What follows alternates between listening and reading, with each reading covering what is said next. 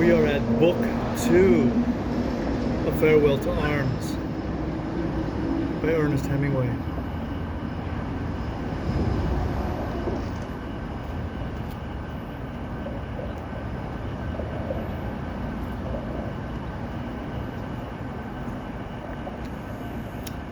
Chapter 13. We got into Milan early in the morning, and they unloaded us in the freight yard. An ambulance took me to the American hospital.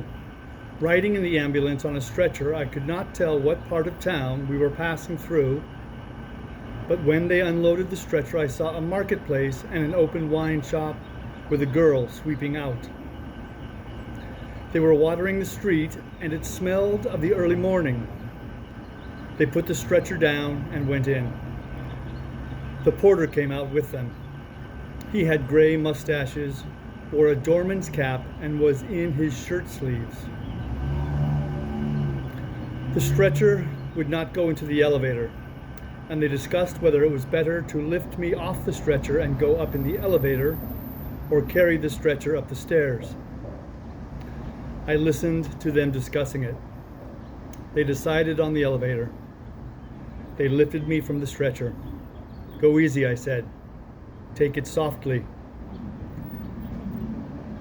In the elevator we were crowded, and as my legs bent, the pain was very bad. "Straighten out the legs," I said. "We can't, Signor Tenente. There isn't room." The man who said this had his arm around me, and my arm was around his neck.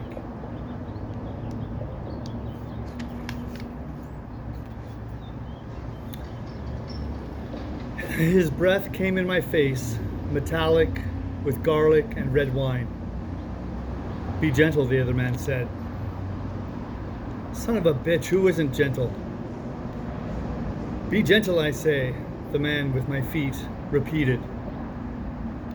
I saw the doors of the elevator closed, and the grill shut, and the fourth floor button pushed by the porter.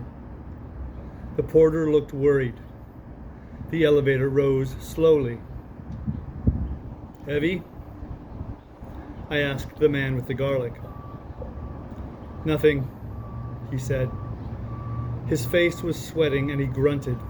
The elevator rose steadily and stopped. The man holding the feet opened the door and stepped out. We were on a balcony. There were several doors with brass knobs. The man carrying the feet pushed a button that rang a bell. We heard it inside the doors. No one came. Then the porter came up the stairs.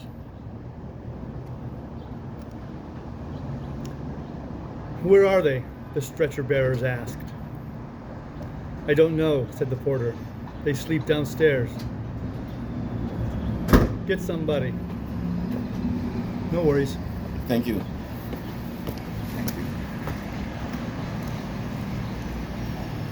The porter rang the bell, then knocked on the door. Then he opened the door and went in. When he came back, there was an elderly woman wearing glasses with him. Her hair was loose and half falling, and she wore a nurse's dress. "I can't understand," she said. I can't understand Italian." "I can speak English," I said. "They want to put me somewhere. None of the rooms are ready. There isn't any patient expected." She tugged at her hair and looked at me nearsightedly. "Show them any room where they can put me." "I don't know," she said. "There's no patient expected. I couldn't put you in just any room." "Any room will do," I said. Then to the porter in Italian, "Find an empty room." "They are all empty," said the porter. "You are the first patient." He held his cap in his hand and looked at the elderly nurse. "For Christ's sake, sweet sake, take me to some room." The pain had gone on and on with the legs bent, and I could feel it going in and out of the bone. The porter went in the door, followed by the gray-haired woman, then came hurrying back. "Follow me," he said. They carried me down a long hallway and into a room with drawn blinds. It smelled of new furniture. There was a bed and a big wardrobe with a mirror. They laid me down on the bed. "I can't put on sheets," the woman said. "The sheets are locked up." I did not speak to her. "There is money in my pocket," I said to the porter. "In the button-down pocket." The porter took out the money. The two stretcher bearers stood beside the bed holding their caps. "Give them 5 lira apiece and 5 lira for yourself. My papers are in the other pocket. You may give them to the nurse." The stretcher bearers saluted and said thank you. "Goodbye," I said, "and many thanks." They saluted again and went out. "Those papers," I said to the nurse, "describe my case and the treatment already given." The woman picked them up and looked at them through her glasses. There were 3 papers and they were folded. "I don't know what to do," she said. "I can't read Italian. I can't do anything without the doctor's orders." She commenced to cry and put the papers in her apron pocket. "Are you an American?" she asked, crying. "Yes. Please put the papers on the table by the bed." It was dim and cool in the room. As I lay on the bed, I could see the big mirror on the other side of the room, but could not see what it reflected. The porter stood by the bed. He had a nice face and was very kind. "You can go," I said to him.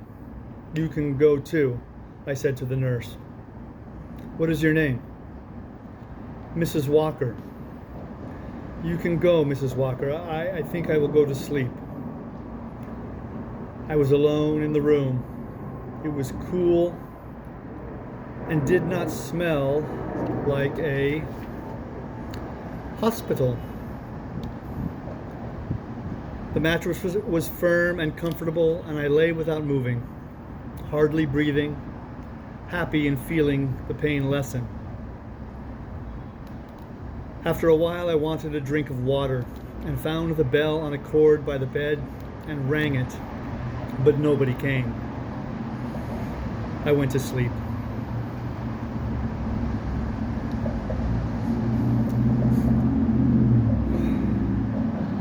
When I woke, I looked around.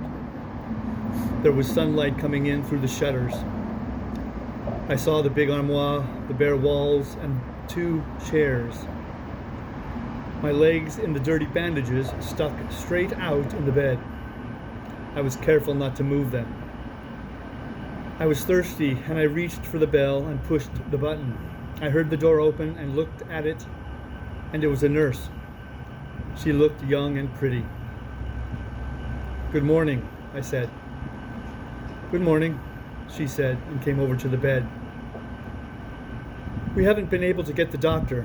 He's gone to Lake Como. No one knew there was a patient coming. What's wrong with you anyway?" "I'm wounded in the legs and feet, and my head is hurt." "What's your name?" "Henry. Frederick Henry. I'll wash you up, but we can't do anything in the dressings until the doctor comes."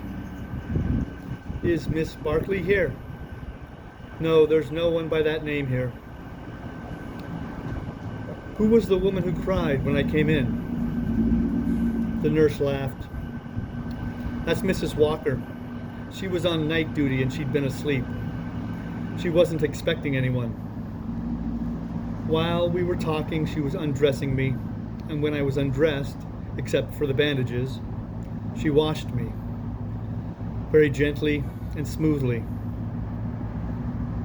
The washing felt very good. There was a bandage on my head, but she washed all around the edge." "Where were you wounded?" "On the Isons, north of Plava." "Where's that?" "North of Goriza."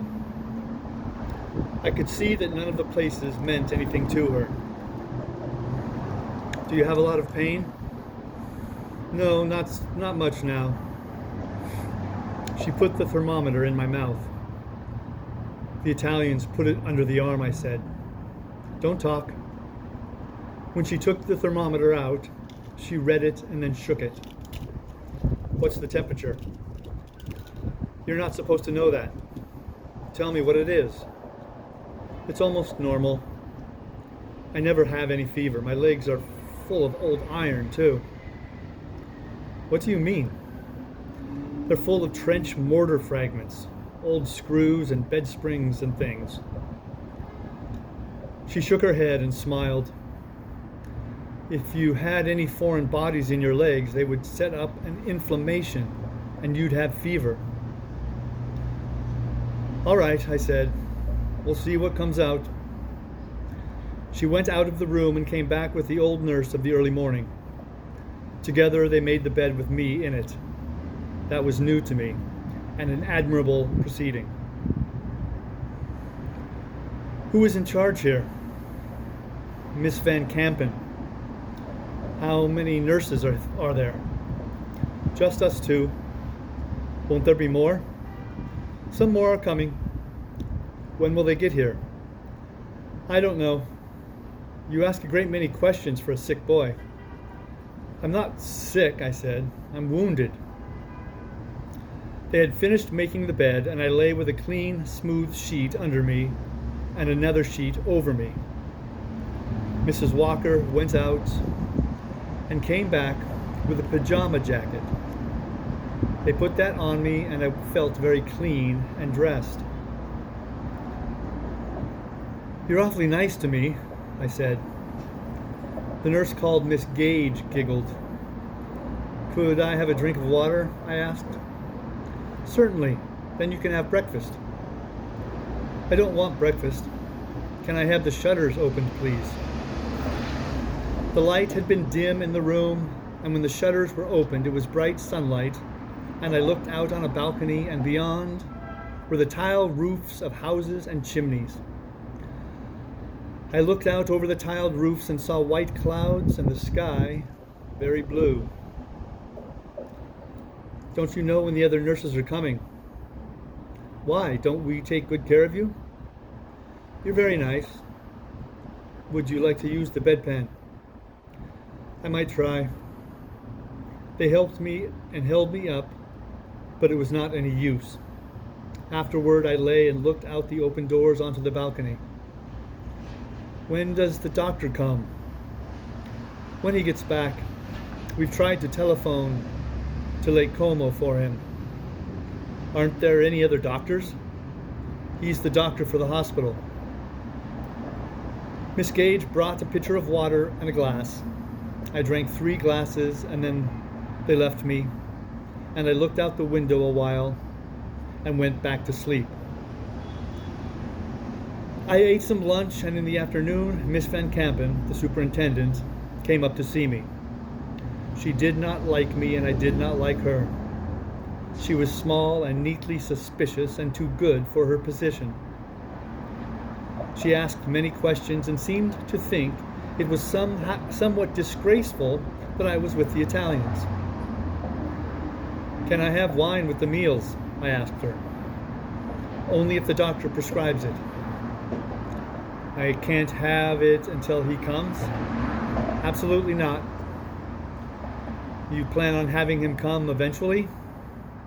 We've telephoned him at Lake Como. She went out and Miss Gage came back. Why were you rude to Miss Van Kampen? She asked after she had done something for me very skillfully. I didn't mean to, but she was snooty. She said you were domineering and rude. I wasn't, but what's the idea of a hospital without a doctor? He's coming. They've telephoned for him to Lake Como. What does he do there, swim?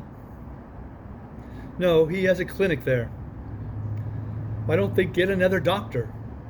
Hush, hush. Be a good boy and he'll come. I sent for the porter, and when he came, I told him in Italian to get me a bottle of Cinzano at the wine shop, a fiasco of Chianti and the evening papers. He went away and brought them wrapped in newspaper, unwrapped them, and, when I asked him, drew the corks and put the wine and vermouth under the bed. They left me alone, and I lay in bed and read the papers a while. The news from the front, and the list of dead officers with their decorations, and then reached down and brought up the bottle of Cinzano and held it straight up to my stomach. The cool glass against my stomach, and took little drinks, making rings on my stomach from holding the bottle there between drinks, and watched it get dark outside over the roofs of the town. The swallows circled around, and I watched them and the nighthawks flying above the roofs, and drank the Cinzano. Miss Gage brought up a glass with some eggnog in it. I lowered the vermouth bottle to the other side of the bed when she came in. Miss Van Campen has some sherry put in this, she said. You shouldn't be rude to her. She's not young, and this hospital is a big responsibility for her. Miss Walker's too old, and she's no use to her. She's a splendid woman, I said. Thank her very much. I'm going to bring your supper right away. That's all right, I said. I'm not hungry. When she brought the tray and put it on the bed table, I thanked her and ate a little of the supper. Afterward, it was dark outside, and I could see the beams of the searchlights moving in the sky. I watched for a while and then went to sleep. I slept heavily, except once I woke sweating and scared, and then went back to sleep, trying to stay outside of my dream. I woke for good long before it was light, and heard roosters crowing, and stayed on awake until it began to be light. I was tired, and once it was really light, I went back to sleep again.